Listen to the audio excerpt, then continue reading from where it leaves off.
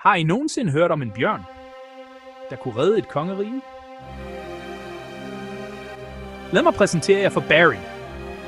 Barry boede i den magiske Jade Skov, et land fyldt med glitrende grønne træer og mystiske væsener.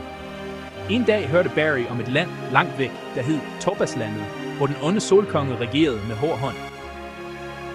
Barry besluttede sig for at befri sit hjem og begav sig ud på en episk rejse. Han krydsede brusende floder, klatrede op ad tårnhøje bjerge og trodsede voldsomme storme. Intet kunne stoppe Barry, den modige bjørn med et hjerte af guld. Da han endelig nåede Topazlandet, konfronterede Barry solkongen i et kæmpe slag. Med mod og styrke besejrede Barry solkongen og udråbte Jade Skovens uafhængighed. Barry vendte hjem som en helt. Væsenerne i Jade Skoven fejrede, og Barrys navn blev for evigt skrevet i legenden. Breaktime from Heaven.